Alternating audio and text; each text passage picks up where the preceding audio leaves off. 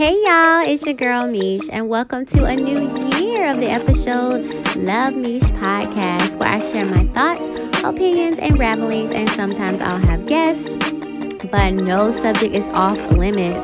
It's a billion people in the world, and I'm just one of them. So welcome to my world, and let the conversation continue. Hey loves, it has been so long. I think it's been over a month since I have put down a podcast. So sorry for my absence, but a lot has been going on. And today I wanted to take the time out to dedicate this podcast to mental health. There is so much going on in the world today, and you only have one life, you only have one heart, you only have one mind. If you break your heart, you could die. If you lose your mind, you just out of it as well. So you definitely got to take care of those two most important parts of your body. Of course, that is connected to your body and everything else, and that allows you to function in your daily life. So, mental health, let's talk about it. I grew up in a family where we never heard about therapy and going to go see somebody. You just kind of went to church, prayed to God, waited for your answer, and just kind of live life and just kind of live through it. But this is the year 2020. My youngest sister was the first one to reach out to therapy, and she's always been an advocate for mental health.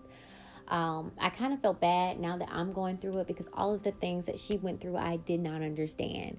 Like she would have a baby and I'm like, okay, snap out of it, back to this money, back to work, I have come to understand after you have a child, there is a period of depression that you go through, and it's real. Not one mother that I've talked to has not gone through it. Now, I know a lot of mothers, and so that's scary and freaky, and why isn't anybody talking about that? But B, now that I've gone through my own situation, I can relate. So you never really can relate to a situation unless you're in it. I will stress that. I've lost 3 angel babies. Unless you've gone through that, you can give me your condolences and your sympathies, but you do not understand.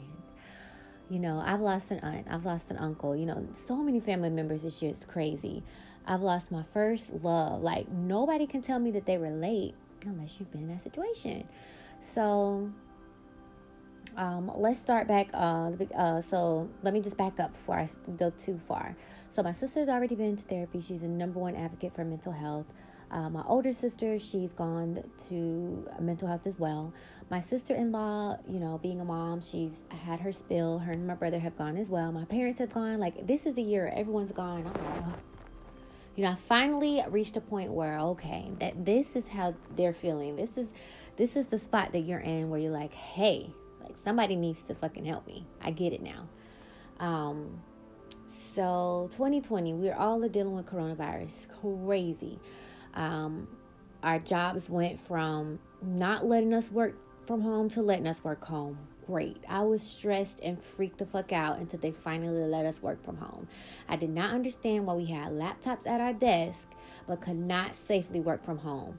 That stressed me the fuck out. It made me so angry, and it made me feel like my job did not care about my life, my well-being. And that's a horrible feeling to have. Okay, so that was A. B, now they're telling us we can't go to certain places, certain stores are closing. You used to going out on the weekend with your girls, getting drinks, like these places is closed. You used to booking vacations. We're in fucking August. Who has been on a vacation? I'll wait. Now, a couple of y'all have, and y'all some brave. But I haven't even been back to Planet Fitness. Not to say that I'm scared, because I do know that the best thing you could do is boost your immune system to fight corona.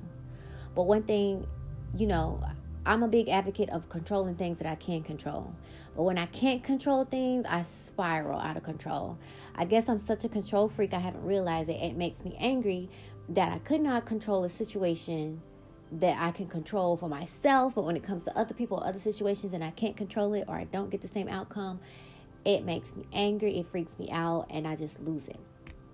So Corona, I'm telling everybody, get your colloidal silver, get your oranges, your vitamin C, eat your green leafy vegetables and your green smoothies. Like, I'm telling everybody I love the same thing, right? Because although I can't tell you where to go, at least if you're medicating yourself, you're giving your body a fighting chance. Because I feel like if we all go into the grocery store, breathing in the store, touching the money, touching the this, like it's everywhere, right? So I don't think you can hide from it, but you could definitely boost your body up for it. So, people have just been saying they got it. Not really death cases. And then deaths start to happen. And it's like, oh my God, social media, this person died, that person died. So many fucking deaths. And that's scary. But when it finally hits home, I can't even explain. It's so unreal. It's like, please tell me somebody's lying. Like, please wake up from this nightmare. Like no. Disbelief. So I stay in Florida, and we have to deal with KKK and the Confederate flags, and we're kind of used to it. It's not okay, but we're just so fucking used to growing up with this shit since kids. It's almost the norm for us. Like, they'll literally have KKK parades. You'll always see the Confederate flags on the back of these big loud trucks. Country music, whatever, Never had no face-to-face altercation, but I don't go around saying I hate white people and Black Panther flags and stuff like that. Like, I just don't think we're disrespectful. Like, we can work with you. You could be our manager. We can say hey in a grocery store. Like, I just think my culture, we're not evil. Like, we can't stand you, but we could be cordial. When you part of the KKK, you give two fucks. You got your flag, you got your music, you say what you want to say, you do what you want to do. It's like, I can't stand you. It's just rude. It's rude and disrespectful. And at the end of the day, I didn't do anything to any white KKK person, period. I didn't ask to be black. I didn't ask to be fucking born. My parents made that choice for me. So at the end of the day, my mind can't even wrap around. How do you hate something that another person can't even control? Did I say God sent me here black? No, the fuck I didn't. I could have been on another fucking planet for all I care. But anyway, that's another subject, because a lot of people say we chose to come here. So if I chose to come here, I don't fucking forgot. But let me reel it back in. On our highway, and this only made the news because somebody recorded it and put it on social media. So now the news have to go report, because social media beat your ass to it. And I feel like if they wouldn't have posted on social media, it wouldn't have been on the news. This is why I don't trust the news. They pick and choose what they want to show. So there was a dummy hanging off of the bridge. Like, fuck Black Lives Matter, KKK, whatever. Like, really? Like this is 2020 and this shit is still going on? Like, my grandma said they couldn't go in certain stores growing up. Okay, this is not too many generations behind that we have come out of this, that we're still dealing with this fucking racist shit. But my parents said they would walk to school and get eggs thrown at them. So here I am, the third generation, and this shit is still going on. Now, I grew up in a white neighborhood with white people, best friends with white people. I will say, once I got to middle school and high school, I found my tribe of black people. I'm like, oh, there's more of us. And I gravitated more to the black people. But had I kept going to different white schools, there was nothing wrong with them. They were nice. We did our schoolwork. Like racism is taught. So I'll just end it there. But that affected me mentally and emotionally. And it's like, wow, like nobody went to jail. It's just like, let me just report this news story. Okay. So then boom, one day it's like 2 a.m. For some reason, I just couldn't sleep. I was up 4 a.m. all the time. 4 a.m, got to turn around and go to work at 9. So I'm not getting any sleep. So something's bothering me, right? I get a call like 3 a.m. and I didn't answer it. Like, why are you calling me? We don't even talk like that. It's disrespectful. I have to go to work. Like, what? Like, I'll just get back with you tomorrow, right? During, normal hours. Then I get a text message. my ex partner was in the hospital at that time for 2 weeks, and he just wanted me to know. Now, I was furious because no family members had reached out to me, and I felt like I was the last one to know. And, anyways, when you're sad or something, or to me, I'm just speaking for myself, anger is my strongest emotion. I get shit done when I'm angry. It seems like magical things happen when I'm angry. I'm going to just leave it at that, because that could be a whole nother podcast. And even when you manifest, they tell you to see it. They tell you to have like a strong emotion around you, to write it down. It's like different things that they tell you to do. Well, anger, I motherfucking feel that shit. So I know that's my strong. My grandma said my mom was angry the whole 9 months she was pregnant with me. My mama wasn't an angry person. She had my angry little ass in her, and it made her angry. So I know that is my strong emotion. But anyways, and it takes a lot to get me there. So if I'm angry, you fucking messed up, not me. What the fuck did you do? So I'm like, what? Like in a hospital, like what? And at that time, I didn't know what it was. So I'm just like, I'm just praying. I'm really big on faith. He gonna pull through. Everything's gonna be okay. And that's what fucks me up every time. If I pray, I'm assuming that everything is gonna be okay. Or you can't tell me without a shadow of a doubt that everything ain't gonna be okay. When that doesn't happen, I'm mad at everybody. I'm mad spiritually, emotionally, physically, fuck everybody. Because the faith that I grew up in is like, oh, Jesus raised the dead. Oh, Jesus said you can move mountains. Faith of a mustard seed. You'll do greater things than me. And so when shit like this happen, it's like, okay, motherfucking greater powers than Jesus activate. And when it don't, it's like, what? But you have to remember there's always a bigger picture, and whatever. I'm still trying to figure that shit out, but okay. So I have a dream, and my dreams always come true, that I'm following the person that told me. We're all dressed up in black. Of course, this is a wake or a funeral, but you're in denial until you see it, right? Till you see the casket, till you see the flowers. You're just like in shock or disbelief. So we're parking a car. We're following people. It's like a school or whatever that we're in. We're walking down different hallways. I'm getting angry because we're losing the crowd, and now we're lost, and we're just desperately trying to find a room. We finally get to the room. I see his name, first and last name, on the door. And when I open it, it reminds me of in elementary, our cafeteria would have tables, and there would be like a stage and a big curtain. And that's how it reminded me of. But then his picture and his casket was on the cafeteria stage or whatever. And I woke up and I was like, no. Hell no. I told my sister, because I knew, I was like, if something happens, just remember to tell me that I already had a dream about this and I was already trying to prepare myself. She said, okay. So I just go on about my life. I'm praying. I'm talking to the sister. I'm talking to the dad, the family members. Everything's going to be okay. I'm sending affirmations. I'm sending, angels of healing and stuff like that.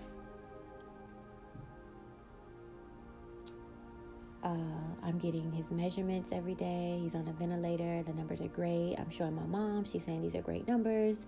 In the 80s is great. Once it gets to the 20s, you have to worry. So I'm like, great. Maybe he's just tired. Maybe his body just needs some rest, or he could be talking to his mom. Never thinking ever, even with the dream, that things are going to go south. This is just because I'm praying and I have faith and stuff. I have tarot cards, spiritual cards.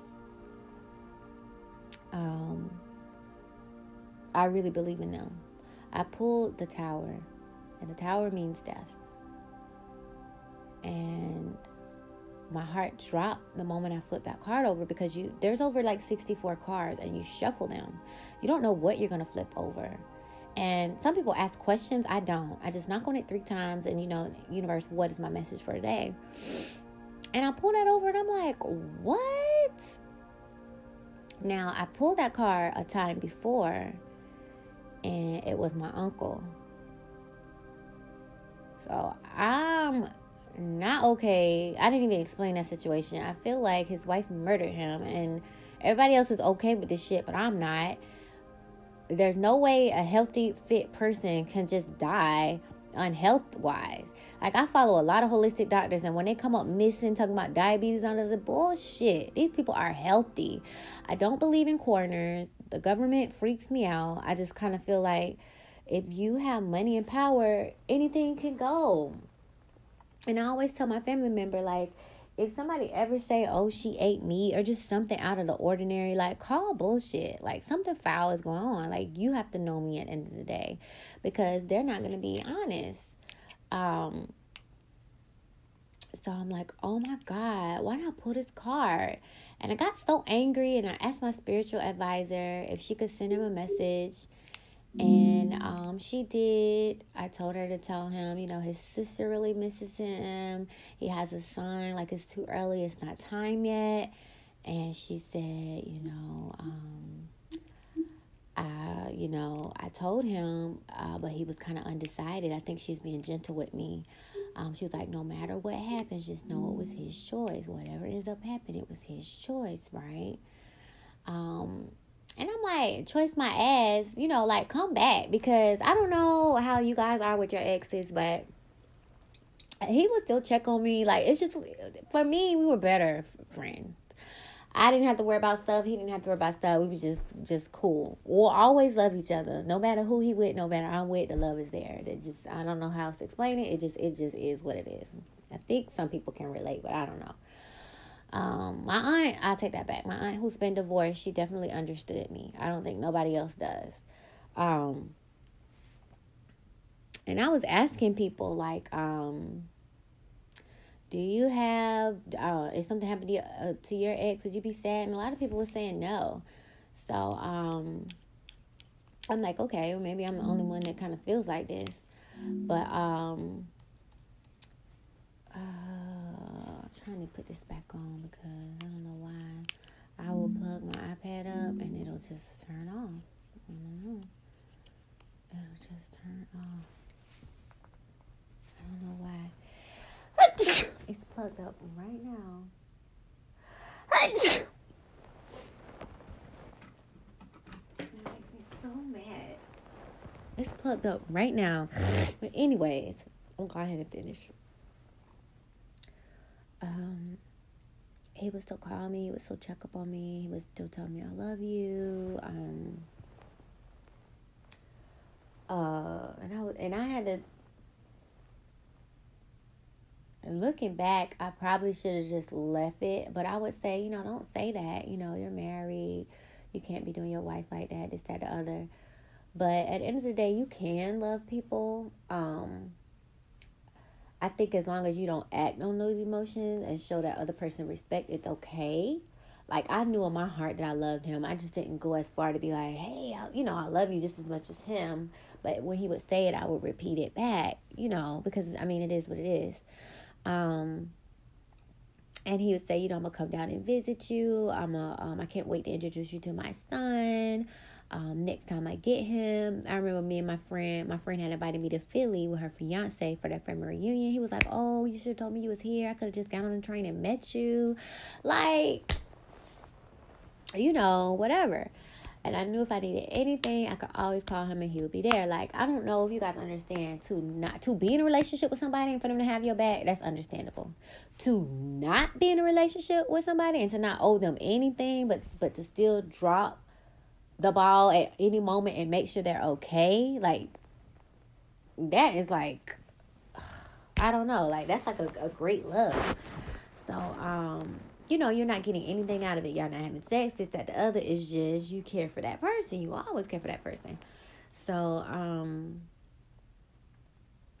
I remember I was on the Xbox. My nieces and nephews were here. And on the Xbox, he was like, hey. And I was like, respond, hey. And I should have said, hey, call me. I actually started a conversation. But since they were on the Xbox, I just left it from that. And that was on June 3rd. I kid you not, on June 29th. I had got the phone call, June 30th, not the 29th, it was a Tuesday, June 30th. that morning, and I was on the phone. I was at work on the phone that he passed. When I tell you, I lost it on that phone call, and that customer, she literally was there for me. Like, I'm boo-hoo crying. I'm trying to give her the answer so I can hurry up, get off the phone. She's like, it's okay, I understand. She said, I'm not just going to tell you I understand. She said, babe, I lost my mama to corona. To corona, y'all. So I found out that it was corona. He was helping somebody move. When I tell you, this guy always was helping somebody.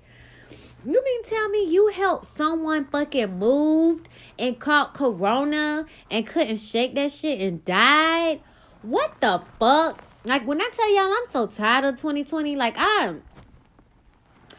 2020 can kiss my motherfucking ass. Like, I am over this shit. You know what I told my therapist? Put me to sleep and we'll try this again next year. You know, if you tell them people you suicidal or anything like that, they'll lock your ass up. They'll call DCF if you got kids. I remember growing up, my cousin had to stay in the hospital for 3 days. And, we all go through different stuff. But I just remember, like, me and my rebellious behind, I never want somebody to have control over me like that. You mean tell me I'm going to be locked here and I can't leave. And, the doctors have control. Like, I don't want nobody to have control over me like that. So, let me try another one since that one didn't work. Let's see. I'm so mad with this damn iPad. 3, 2, 1. Okay, let's try this one.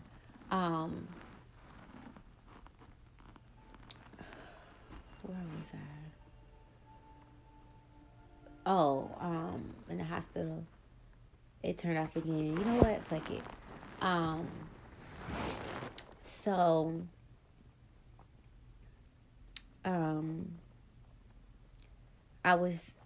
when I went through bankruptcy, I didn't know what to do. That's why I hired an attorney. Like, do this shit for me. I don't know. Handle it. I wish there was like an attorney that can handle FMLA, because when I tell you this has been the most stressful thing in my life, I see my therapist. She tell me, okay, we're going to give you 6 weeks off. I turn in my paperwork. I'm being told things are wrong and this, that, the other between the different parties. And at this point, I'm like, why aren't y'all communicating with each other? Hell, I don't know.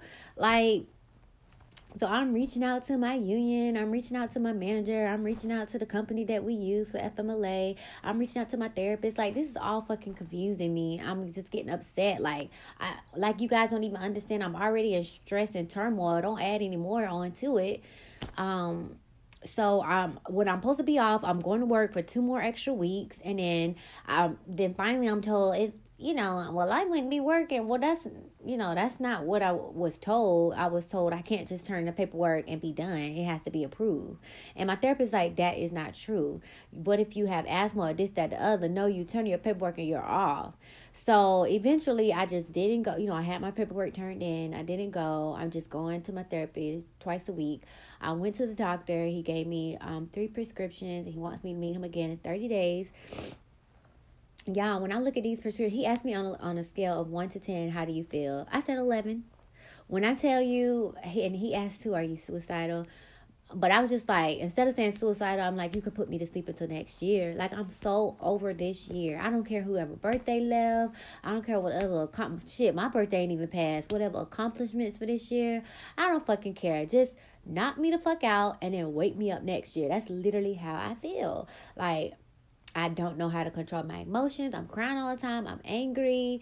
I'm lashing out at different things. Other things are going on. It's just like, I can't. Like, this Mother's Day was hard for me. And then my uncle died.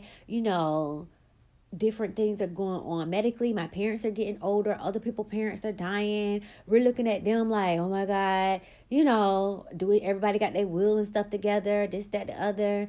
And then boom, my first love dies on top of that. Like, are you kidding me? Like, seriously? And I didn't know how to explain it, but the way my therapist said is, when your parents die, that's one thing. When your kids die, that's one thing. Family, friends, those are different levels. And I'm not going to take away from how it feels for them to die. But when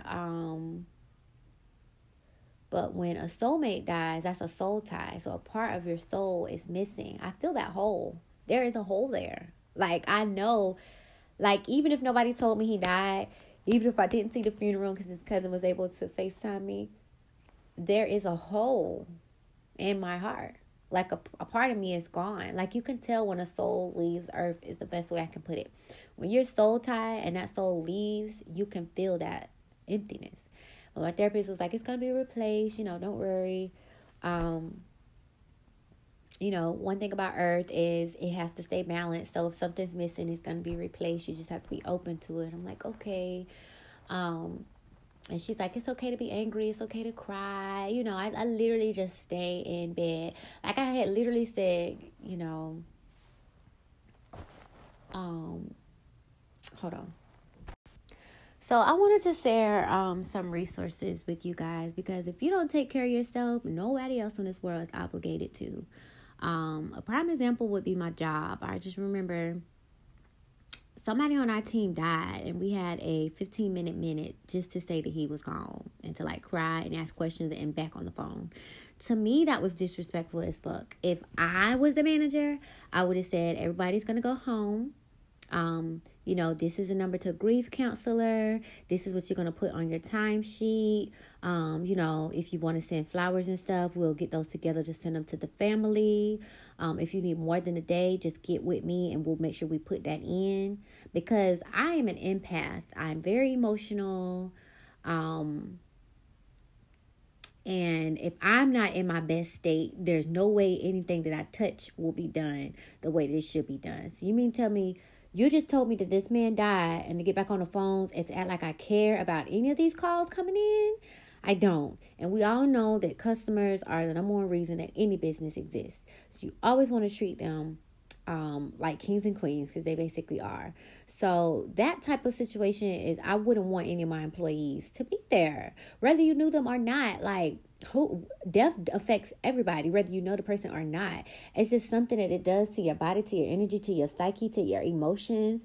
And maybe it's because we all know it's coming for us, and it just gets closer and closer to home. And for me, it was like a teammate, and then my family started dying. And, you know, now my other uncle's sick, and you know what I mean? It's just getting closer and closer, and it's like, that it could be you at any moment. So it starts to like bother you. So I wanted to share some resources. There's a lot of links on here. Please check them out. One of them is a questionnaire that my therapist went over with me. She was like, over the last 2 weeks, how often have you been bothered by any of the following problems? Number 1, little interest or pleasure in doing things. Feeling down, depressed, or hopeless. Trouble falling or staying asleep or sleeping too much. Sorry. Feeling tired or having little energy. Poor appetite or overeating. Feeling bad about yourself or that you are a failure or that you have let yourself or your family down. Trouble concentrating on things such as reading the newspaper or watching television. Moving or speaking so slowly that other people could have noticed, or the opposite, being so fidgety and restless that you have been moving around a lot more than usual. Thoughts that you would be better off dead or hurting yourself in some way. If you checked off any problem on this questionnaire, how difficult have these problems made it for you to do your work, take care of things at home, or get along with other people? My answer to those questions were nearly every damn day and extremely difficult. This test was developed by Dr. Roberts and L. Spitzer. So yeah, that's what my therapist, Ebony, I have her information, went over with me. And when I went to see the doctor, Spooner, in Ponte Vedra, he had a more extensive list. Like, are your parents divorced? What age did that happen? Did it affect you? And I literally started tearing up at those questions. Like, oh my God, like, you'll be surprised. You go in for one thing, and then all these other things, either they're connected or they trigger. And it's just like, it's kind of like, let's say your parents were divorced. You just kind of live through it. Nobody sits down with you and says, how does this affect you? Or let's think of better ways that we can help you. It's just kind of like you just live through it. You don't revisit it. So when somebody sits you down and like revisit your childhood and your whole life, like somebody actually cares. That's exactly what it is. Somebody cares about your well-being. It takes you back. Like, damn, nobody else gave a fuck. Even the people, like, if my parents did get divorced, like, I'm pretty sure they wouldn't sit down and do that. You just kind of live through it. So for a complete stranger to kind of know what to look out, and they go to school for this stuff, but to kind of care about you and to give you the tools that you need to move better, it kind of just make you feel like, well, dang, like we literally be carrying all these bags around in life, and nobody is putting a hand on our shoulder and saying, put these bags down. And so, which is okay, and you finally have to do that for yourself. Like, I cannot carry another motherfucking bag. Like, I can't, no. Like, you literally have to get to that point for yourself. So, when you do reach out for help, like, they know you need help because it takes a lot to get to that point. And I think if people don't get to that point, those are the ones that end up committing suicide. Like, they needed help. There was no one there to help. And they just solved the problem on their own. The best way they thought would be is to end it. But there's other ways. So, please, if you know anybody that is dealing with depression, it is so motherfucking real, and help is out there, and they're not alone. When I posted those pills, y'all, on my social media, it was like each prescription said will increase suicidal thoughts. Now, I did not tell these people, but yes, I've been suicidal in the past. Do I want to take medicine that will make me suicidal? Hell no. But everybody under my post was like, be careful when you take them. Don't take them. It made things worse. And I'm just saying, the people that do take them are strong. Like, if it say, just in your life, how many people listen? How many people are not strong enough to say, let me stop taking these pills? Like, I literally want to see a list of all the people that have committed suicide, and next to their names, the prescriptions that they were on. Because I feel like the government should pay every family member that took prescriptions that said will increase suicide, and they actually did. I think that all those funeral costs and all of that should be on the government. That's honestly just how I feel. And I was going to take 3, or I have been prescribed 3 pills, so that means suicidal thoughts times 3. So my sister, she was like, she's an advocate for holistic medicine. She was telling me different things that I could take.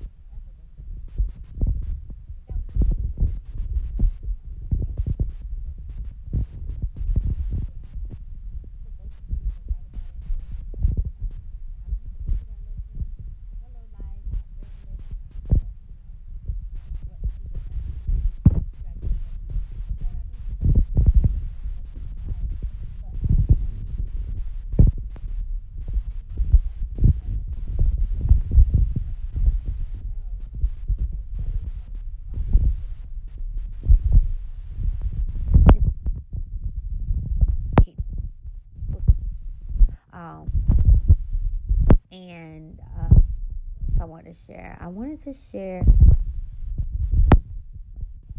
because I just dealt with so much this year. It was like a was enough. So mentally exhausted. I can't even.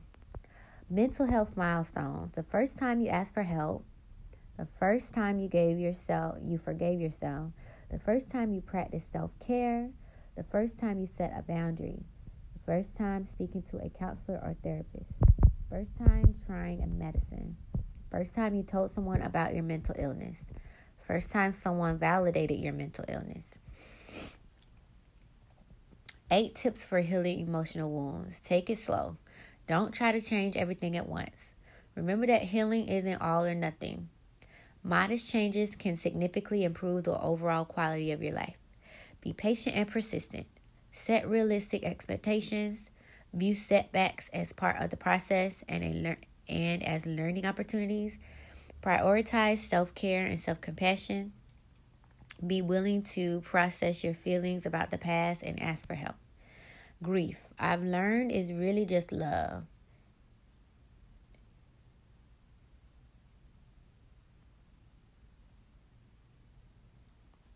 I'm sorry. It's all the love that you want to give, but you cannot. All that unspent love gathers up in the corner of your eyes, that lump in your throat, and in that hollow part of your chest. Grief is just love with no place to go.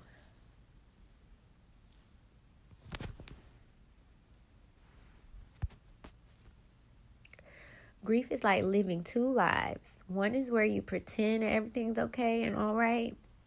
And the other is where your heart silently screams out in pain. And I get that. I freaking get that. I kind of wish like I was a celebrity. You know how they just pack up their bags and they be gone for 2-3 months? You know what I mean? Like, why can't everybody get that? I don't have no $5,000 to give somebody for that. But you do need like... we do just need help with life. Sometimes it's just too much for your mind, too much for your emotions, too much for your heart. It's just too much, and we just have to keep going through every day like it's okay. So please use these resources. Yeah, I want to be gone for 4 months on a beautiful island somewhere with therapy and different meeting sessions and stuff like that. I can't do that. The best I can do is do this FMLA, talk to this therapy, and just try to get myself together and with the time that they give me, which is you just got to take what you're given, and that's fine. Child loss is not an event. It is an indescribable journey of survival. Those who think that there is a time limit when grieving, they have never lost a piece of their heart, and I agree with that. Grief is love unfinished. Grief is a conflicting feeling caused by the end of a change in a familiar pattern or behavior. And that is so true. Those things that you're used to, they're never going to happen again. I'm never going to get, hey, how you doing? Happy birthday, this, that, the other. I'm going to come see you, this, that, the other. I'm going to buy you that Mustang. Like... the norm, especially if you have so many years of that and you're so used to that and it's never going to happen again. Something disrupting your pattern, I think that definitely is that. Oh my God. And not having fucking control over it. I know that's what it is for me. Because I have so much faith and all this stuff, and no, stuff's still gonna happen, and there's nothing I can do about it. The 5 stages of grieving. I put the link on here. The stages of mourning are universal and are experienced by people from all walks of life. Mourning occurs in response to any kind of loss. The end of a marriage, the end of a relationship, an individual's own terminal illness, the death of a valued being, human or animal. There are 5 stages of normal grief. They were first proposed by Elizabeth Kubler-Ross in 1969 in her book On Death and Dying. How long does it take? In our bereavement, we spend different lengths of time working through each step and express each stage more or less intensely. The 5 stages do not necessarily occur in order. We often move between stages before achieving a more peaceful acceptance of death or loss. Many of us are not afforded the luxury of time required to achieve this final stage of grief. The death of your loved one might inspire you to evaluate your own feelings of mortality. Throughout each stage, a common thread of hope emerges. As long as there is life, there is hope. As long as there is hope, there is life. What's the order of the stages? Many people do not experience the stages in the order listed below, which is okay. The key to understanding the stages is not to feel like you must go through every one of them in precise order, but instead it's more helpful to look at them as guides in the grieving process. It helps you understand and put in context where you are. There's 5. What are the stages? 1, denial and isolation. 2, anger. 3, bargaining. 4, depression. 5, acceptance. Number 1, denial and isolation. The first reaction to learning of a terminal illness of death of a cherished loved one is to deny the reality of the situation. It is a normal reaction to rationalize overwhelming emotions. It is a defense mechanism that buffers the immediate shock. We block out the words and hide from the facts. This is a temporary response that carries us through the first wave of pain. That's another thing, pain. The pain makes you cry. Anger is my strongest emotion, anger. As the masking effects of denial and isolation begin to wear, reality and its pain reemerge. We are not ready. I wasn't. And if my spiritual advisor said he was ready to go, well, damn it, I wasn't. I wasn't ready for him to go. And I don't know if that's selfish, but okay. I feel like if I had a chance to stay on earth or go, and if I looked at all my loved ones and someone wasn't okay, I would stay. I would stay and say, you know, God, we'll try this again, but this person isn't ready and I don't want them to hurt. You know what I mean? But that's just me. So that's my choice. But I always assume other people will make the same choice I make. And when it's out of my control, I don't know. Number one, I don't even understand it. Why people don't think like me. So I'm already stuck right there. Let's see. Because I remember how it was for him when his mom passed. And I wouldn't wish that on anyone. And now, all that time, I did not know how he felt. I did not understand. You just don't know until you're in that person's shoes. There's nothing you could say. There's nothing you could do to ever feel that place for someone that's grieving. All you can do is just listen to them and be there. And I didn't get it for, him and my sister. I was just snap out of it. Come on. We all know people die. And it's not that. Your mind completely gets it. It's not your mind at all. We all know you live and you die. Shit, you could be driving to work and die. But it's your body. You get angry, you get so emotional, you're in your head all the time. It's the pain and it's your heart. And I don't think you can control them as much as you want to. And that's why people get medicine, you know what I mean? Just to make you feel numb or whatever. It says, as the masking effects of denial and isolation begin to wear, reality and its pain re-emerge. We are not ready. The intense emotion is deflected from our vulnerable core. It's redirected and expressed instead as anger. The anger may be aimed at intimate objects, complete strangers, friends or family, and I isolate myself. That I will snap on anybody, and I realize that's not fair. The best thing for me to do is to be alone. Anger may be directed at our dying or deceased loved one. Yeah.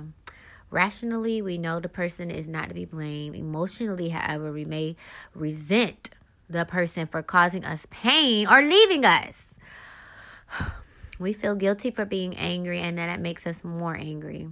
The doctor who diagnosed the illness and was unable to cure the disease, absolutely, might become a convenient target.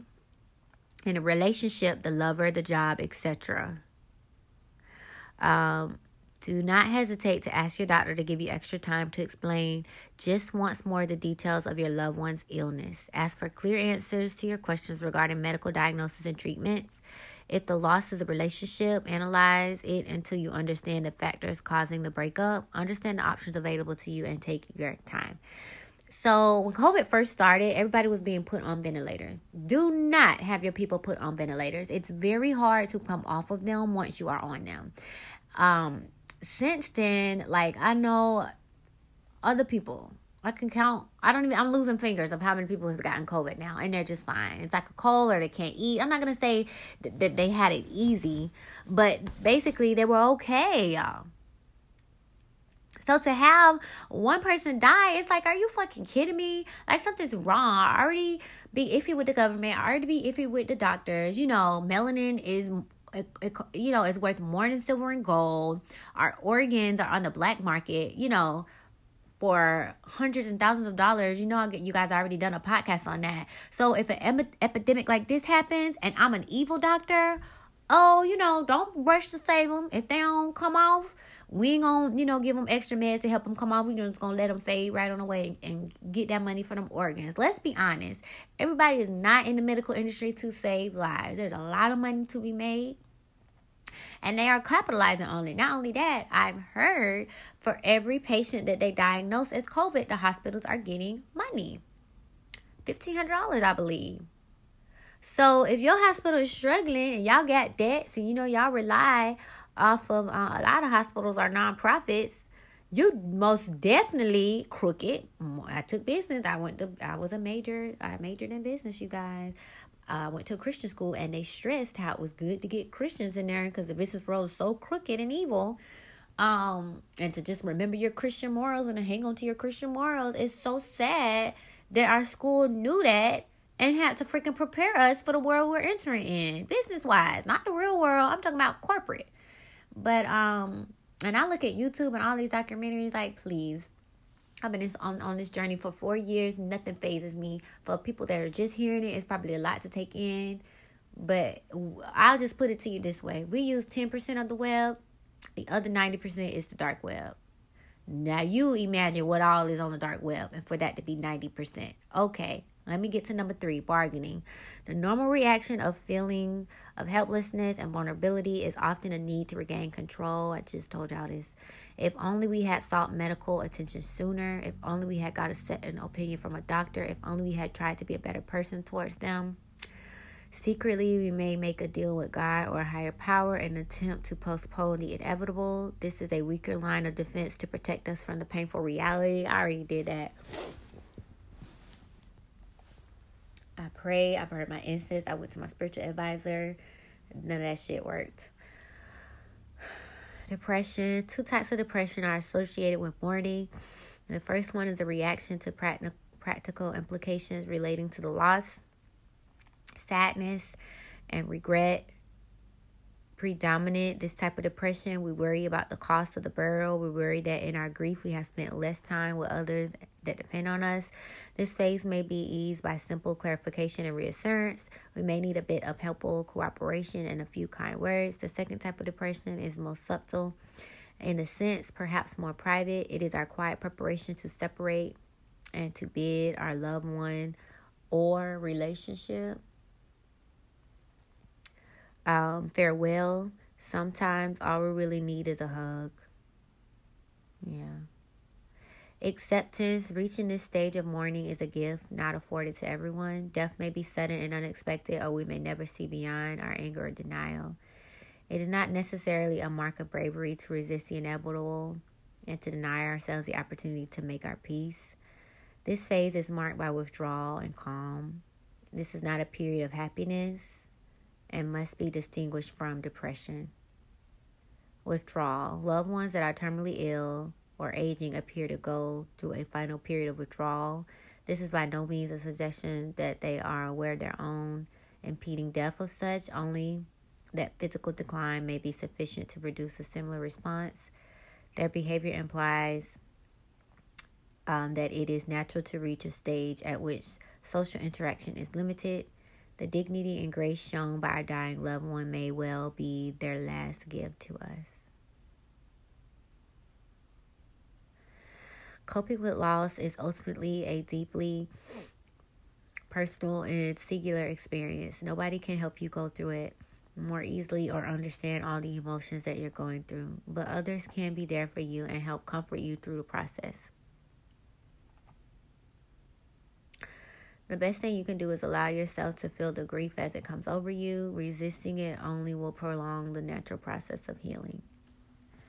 And that's what my therapist was telling me, that I can't hold it in. I have to feel it. Even if I don't want to, you're supposed to feel emotions. They have a right to exist. And I just keep thinking about that show, Inside Out, with all of the emotions, and the one that's crying all the time and they want to lock her away. Like, I've been wanting to lock that part of me away too. Like, who wants to be sad and crying all the time? But just like that show, it serves its place, If we didn't get sad and we were happy all the time and people are dying, then that wouldn't be human either. So, I mean, I get it. But these jobs need to understand that we're not robots, we're human. And if I can give you 4 years of my life, nobody going nowhere. We got mortgages, we got bills. We ain't going nowhere.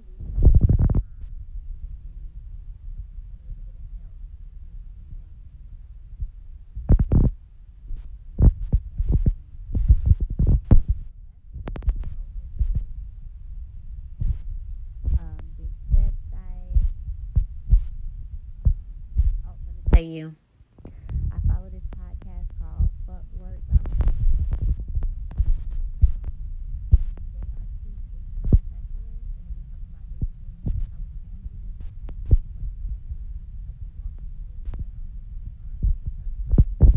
I want to share that with somebody. That and this other biz fluent, I had googled like FMLA, because at my job we have a union and we go through the union. We have like a union handbook, but I still didn't really understand it. Like, you guys, I've been working since 16. I've never used FMLA. I haven't had any kids. I don't know how any of this works. This is my first time. So your first time anything, you're gonna have questions. You're gonna be confused. Second, third, fourth time, you're good to go. But that first time, I hate first in life. Like, I hate not knowing. Like, I hate being on this side of it. I always like to know. I always like to be on the pro side of things. So, bizfluent.com, FMLA rights to confidentiality and privacy.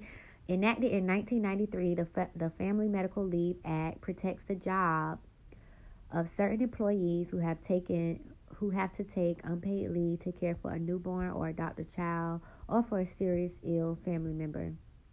FMLA also protects the jobs of employees who themselves are seriously ill or injured and must take a leave of absence to recover. The medical nature of most FMLA requests triggers privacy and confidentiality issues that employees need to keep in mind. Some medical information cannot be kept completely confidential in order for FMLA leave to be approved. For instance, the employer must review a doctor's recommendation based on serious health condition. The Department of Labor recommends using a standard form for physician recommendations for FMLA. The form allows the physician to provide details of the condition, including the length of leave required.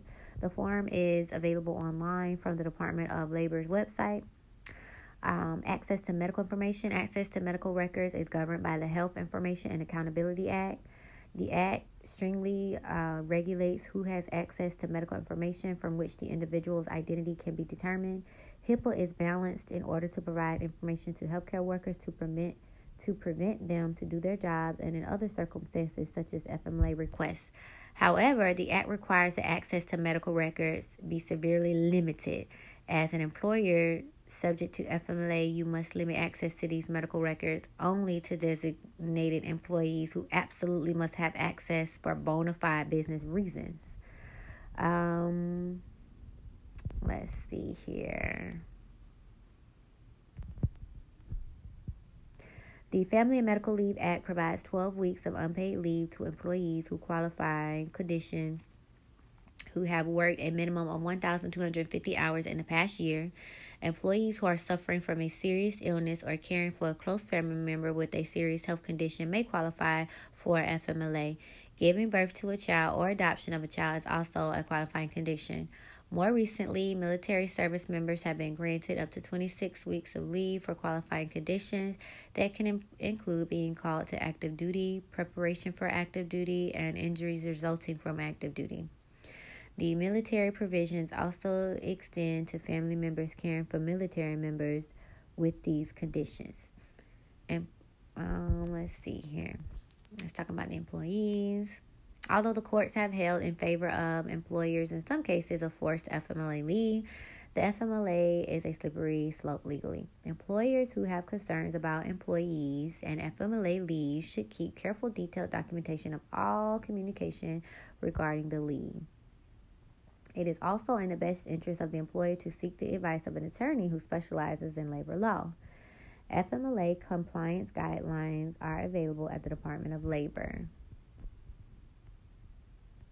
FMLA and Medical Leave Act allows an employee to take 12 unpaid weeks off from work during a 12-month period due to a serious medical condition or family issues. The law protects the employee's job security while on leave. Employees who can show that a medical condition, including stress, prevents them from accomplishing their task can request leave. The FMLA allows employees the opportunity to take the leave time all at once or intermittently through 12 months to undergo continuing treatment. Employees who work for government agencies or private firms that have at least 50 employees can qualify for FMLA stress leave. The employee must have worked for the employer for at least 1,250 hours in the last 12 months. Upon request, he must provide certification from a medical professional that cite the need for continued treatment for stress-related health problems. The employee also must show that the health issue left him incapable of work for at least 3 consecutive calendar days, and that the leave request is designated to treat the condition. I mean, it's so much other stuff. I'm not even halfway down the page. But I would just say speak with your home, if you're comfortable with your manager, human resources, the Department of Labor's, a family member or friend that's gone through it. I mean, there's so many resources out here. And I'm actually looking to like a lawyer if I need to. So far so good, but I know each company is different. Each different. So I'm gonna see if I can seek some legal aid if I need to as well. But that was all today. I probably will be posting this one later, like after I'm off of leave. I don't want this to come back on me, or I don't know. I will just post it maybe in September. I'll move to my new place and everything like that. And I should be back to work. So, I just wanted to record it while everything was fresh. Hey, talk to you guys later. Bye. Thanks a million for listening. You can reach me on all my other social media platforms by visiting my link tree, which is luv.meesh. I hope you have a better than great day. Love you. Talk to you later. Bye.